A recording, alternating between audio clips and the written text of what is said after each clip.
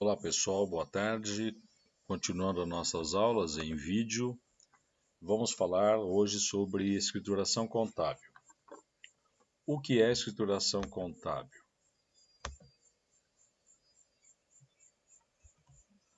Uma técnica que consiste em registrar nos livros próprios da contabilidade, livro diário, razão, caixa, duplicados a receber, etc., todos os fatos administrativos que ocorrem na empresa. O controle contábil das empresas começa com a escrituração dos eventos, dos fatos, no livro diário, completando-se depois nos demais livros de escrituração. É através dos fatos administrativos que ocorre a gestão do patrimônio das empresas, e esses fatos são registrados por meio da escrituração contábil. Mas como escriturar esses acontecimentos?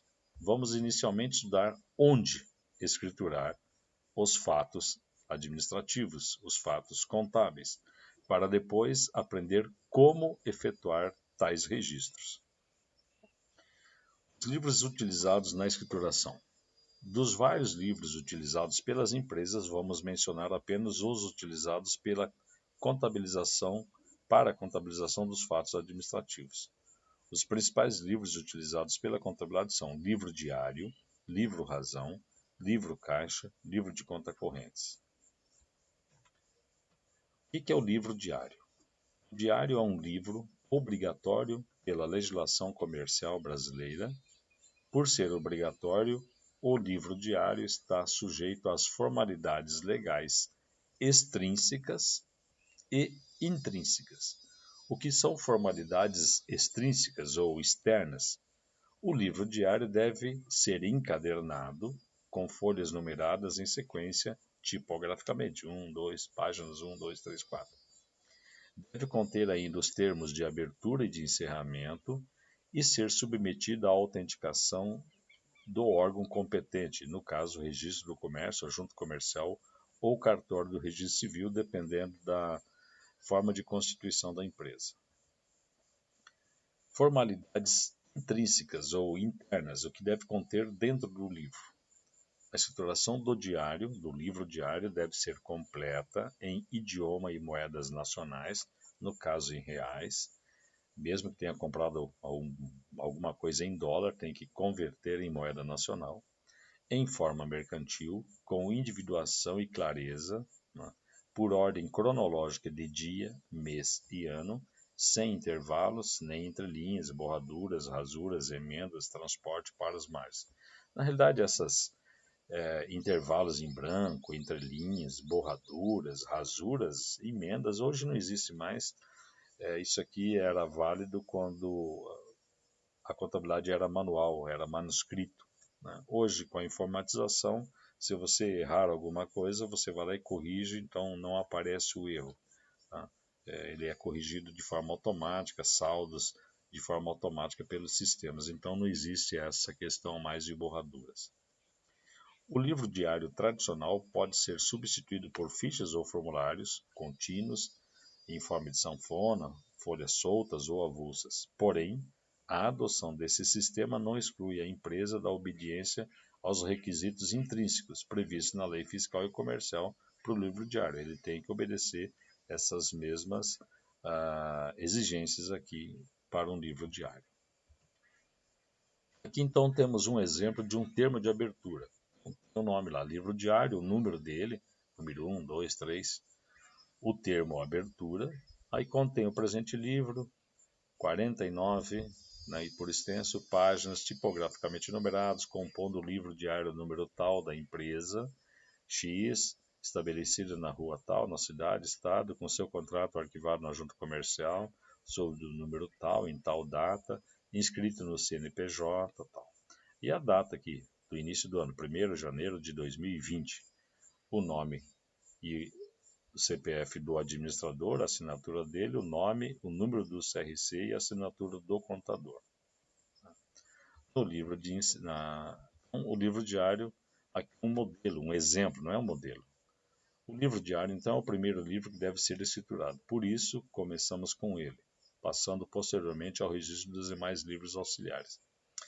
Na realidade, eu vou demonstrar depois em aula presencial, a contabilização não existe mais hoje fazer primeiro o diário. Ao fazer o livro, o razão ou o diário, automaticamente todos estão prontos porque o sistema é informatizado. Manualmente que você fazia um, depois o outro, de forma separada. Mas, então, o livro diário é o primeiro a ser escriturado. E aqui tem, digamos, um exemplo, não necessariamente seja sempre nesse formato. Então, o livro tem que conter o nome dele, o nome da empresa, o período a que se refere a essa contabilização, tá?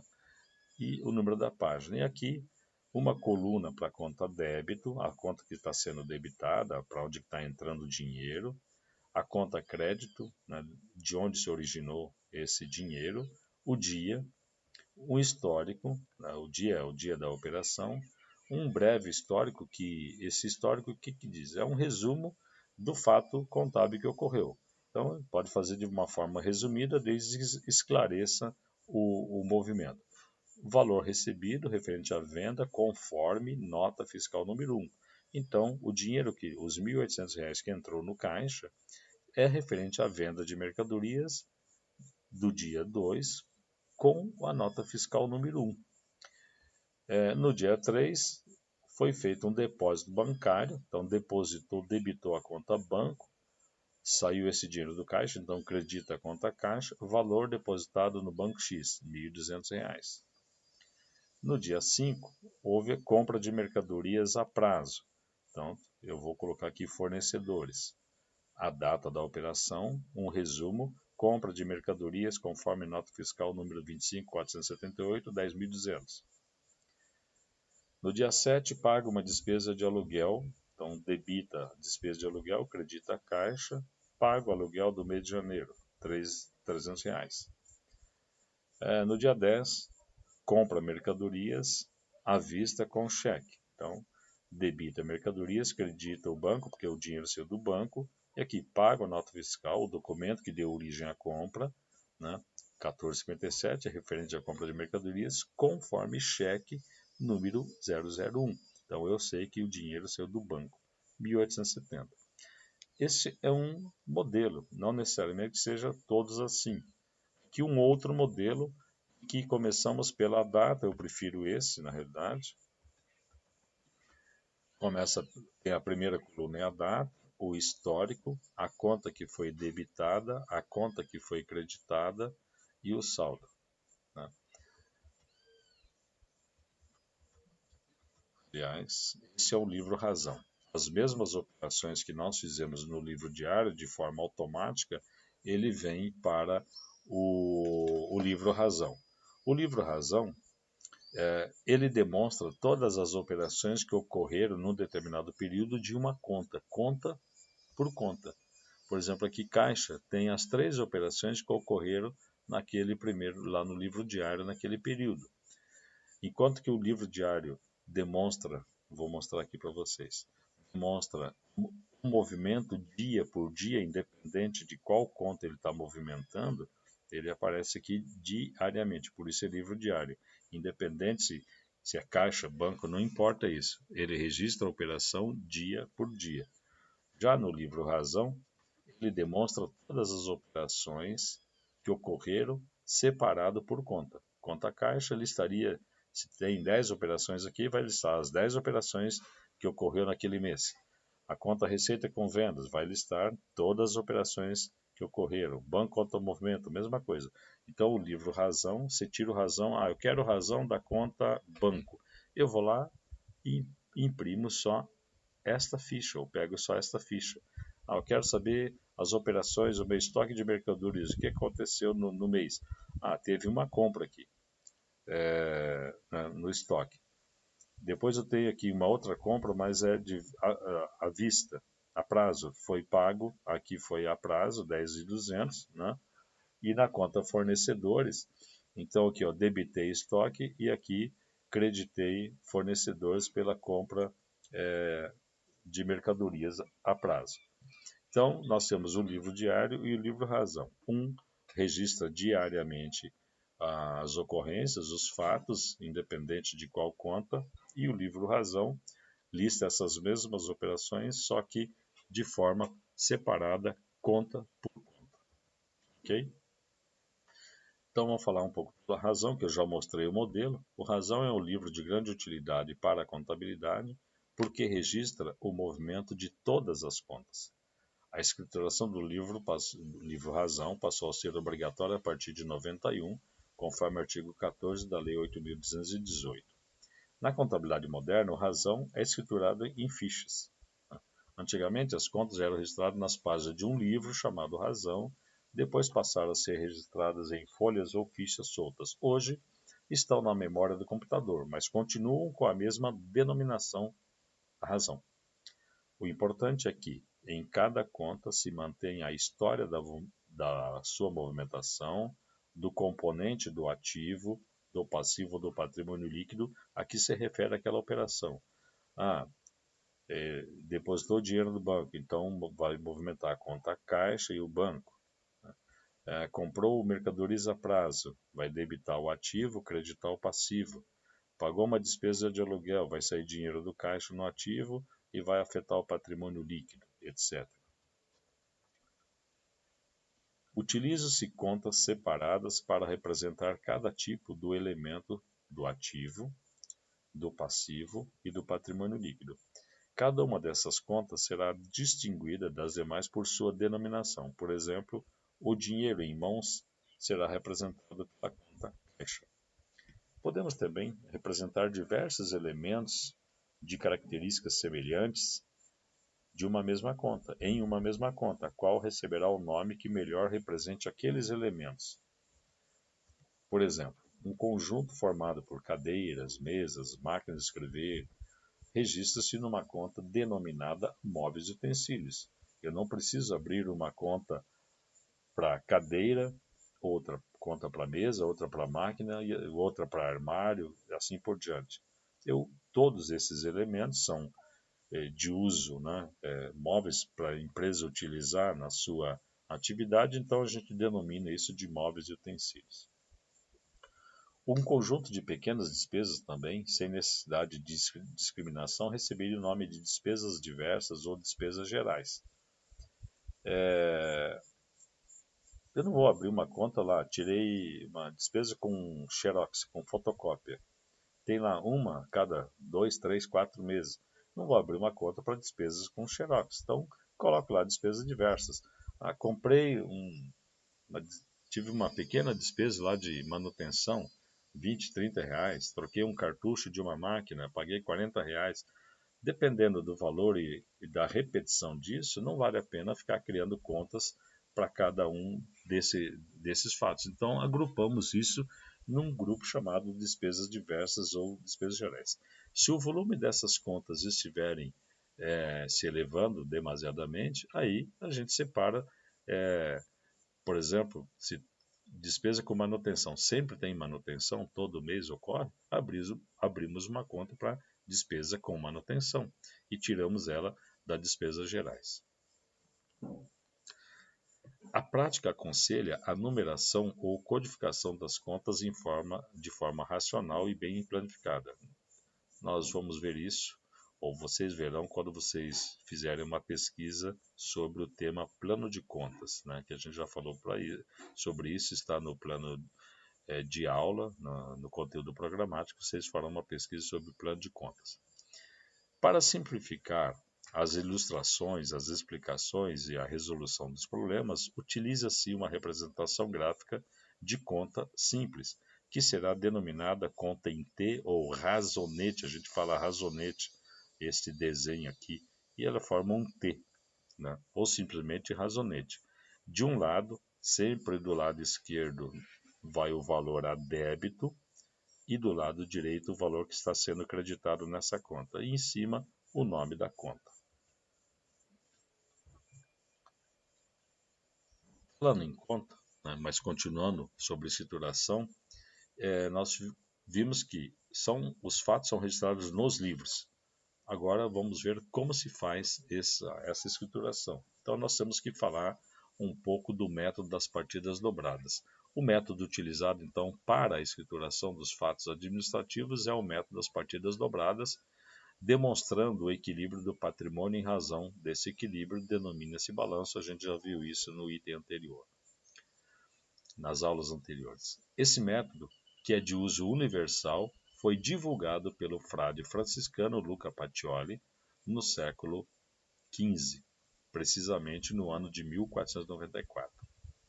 E o que significa esse conceito, esse método de partidas dobradas? Significa que sempre haverá um débito e um crédito, ou a soma dos débitos é igual à soma dos créditos, por isso o equilíbrio. O registro de qualquer valor contábil é efetuado em duas partes, daí partida dobrada, é dividida em duas partes. Uma indicando onde foi ou onde está sendo aplicado o dinheiro, o recurso. Entrou dinheiro no caixa, então debita a conta caixa.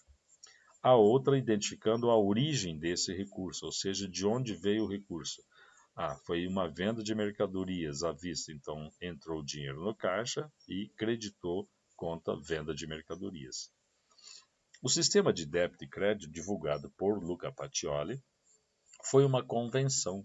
Determinou-se que a contabilidade seria fundamentada neste método.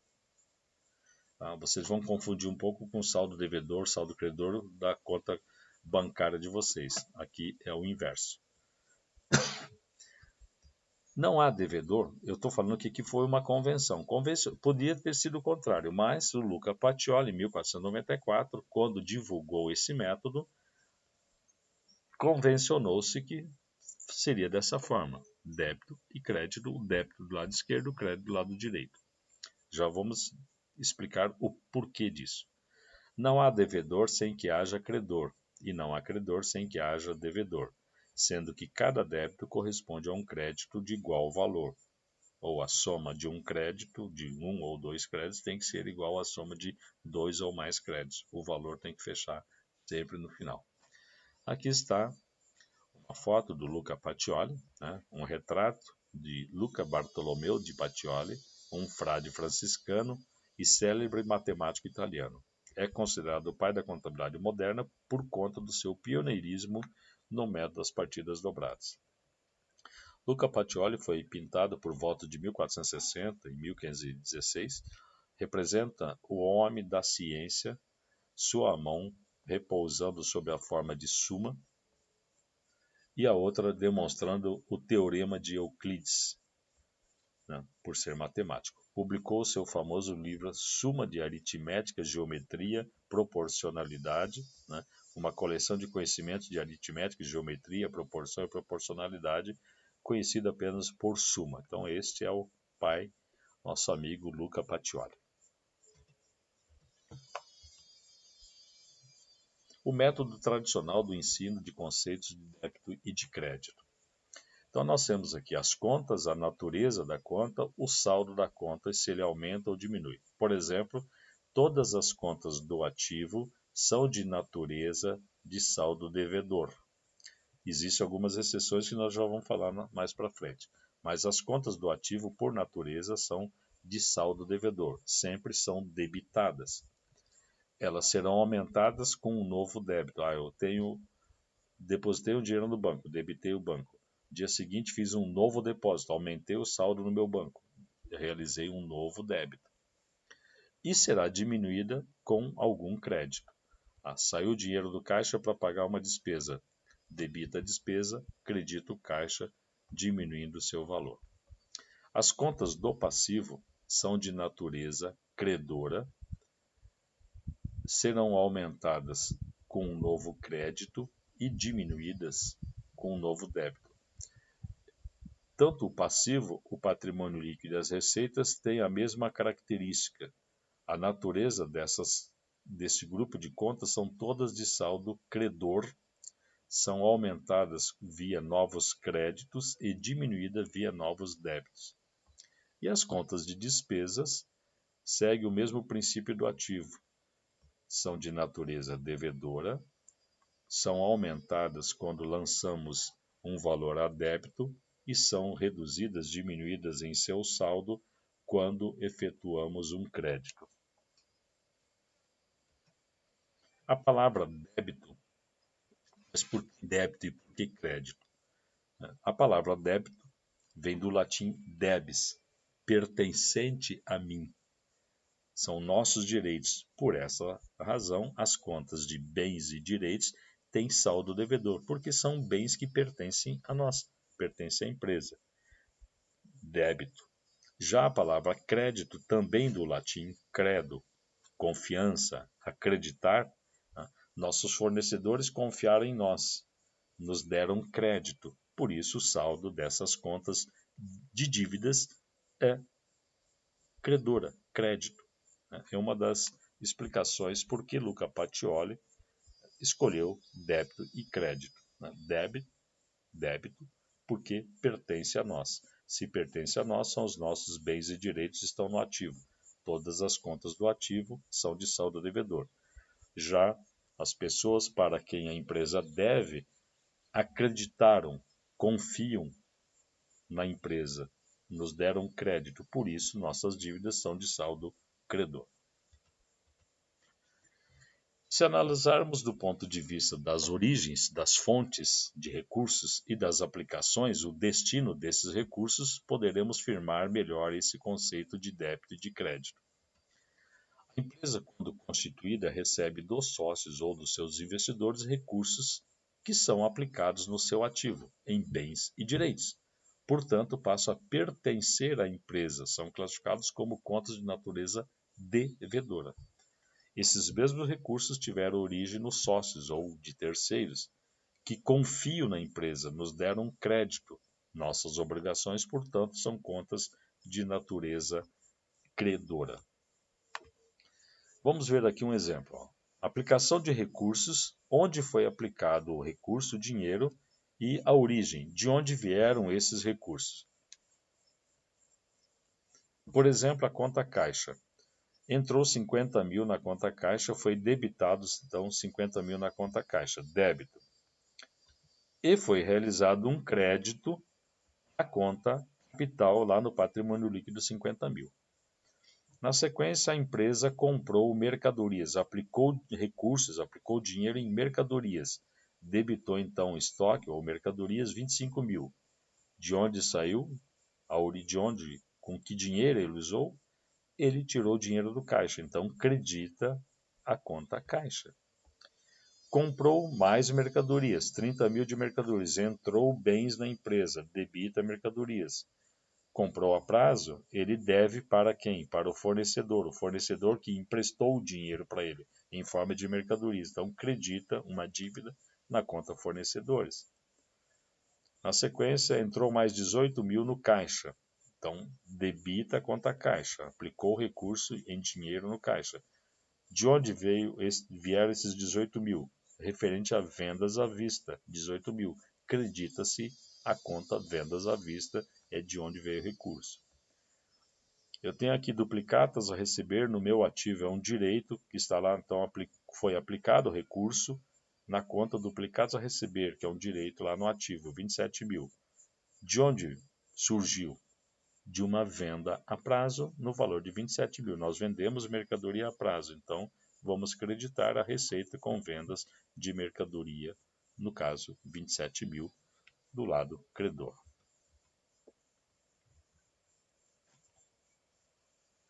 Método de escrituração veremos na próxima aula. Hasta la vista.